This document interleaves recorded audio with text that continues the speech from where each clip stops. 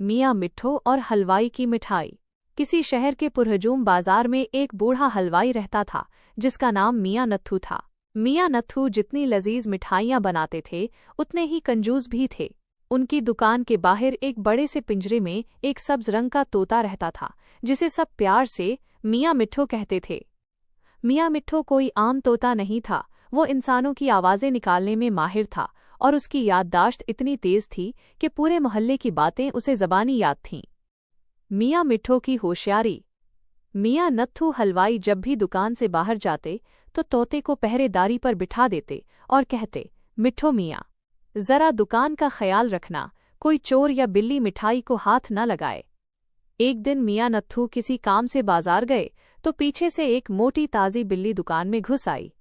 बिल्ली ने जैसे ही बालाई के थाल पर मुंह मारा, मियाँ मिट्ठू ने पूरी कुव्वत से गुस्से में चीख कर मियाँ नत्थू की आवाज़ में कहा, ओए कमबख्त, परे हट, अभी तुझे डंडे से सीधा करता हूँ। बिल्ली बेचारी ये समझकर कि हलवाई वापस आ गया है, ऐसी खौफजदा हुई कि उछलकर सीधी मिठाई की कड़ाही में जा गिरी और वहां से भागते हुए पूरे फर्श पर शीरे के पैरों के निशान छोड़ गई। जब मियाँ नत्थू वापस आए तो दुकान का नक्शा ही बदला हुआ था। हर तरफ शीरे के निशानात देखकर उनका पारा चढ़ गया। इन्होंने तोते से पूछा, मिट्ठू, ये सब क्या है? तोता अपनी मस्ती में बोला, बिल्ली आई, बालाई खाई, मैंने डराया, वो लड़खड़ाई। हलवाई को गुस्सा तो बहुत आया कि मिठाई ज़ाया हो गई, लेकिन इसे तोते की अक्लमंदी पर हंसी भी आई। उसने खुश होकर तोते को एक बड़ा सा बादाम इनाम में दिया। एक नई मुसीबत। अगले दिन एक गाहक दुकान पर आया जो बहुत ऊंचा सुनता था। उसने हलवाई से कहा, मियाँ, आधा किलो जलेबी दे दो।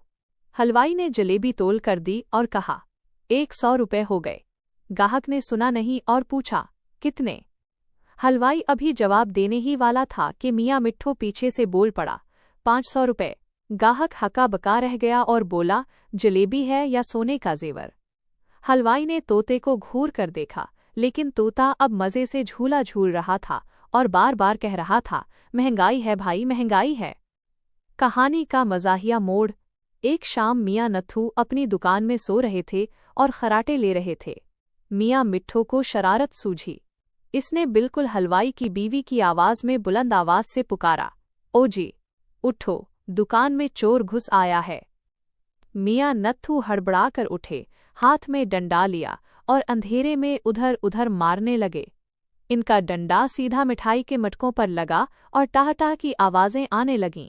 जब उन्होंने बत्ती जलाई तो देखा कि ना कोई चोर था और ना ही कोई दुश्मन, बस मियाँ मिट्ठू एक कोने में दबककर अपनी चोंच से हंसी रोकने की कोशिश कर रहे थे। मियाँ नत्थू ने गुस्से में कहा, तुझे तो मैं अब मज़ा चखाता हूँ।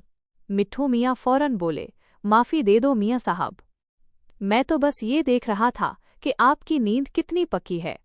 अंजाम। हलवाई की तमाम नाराज़गी ख़त्म हो गई क्योंकि इस तोते की वजह से उसकी दुकान की रौनक थी।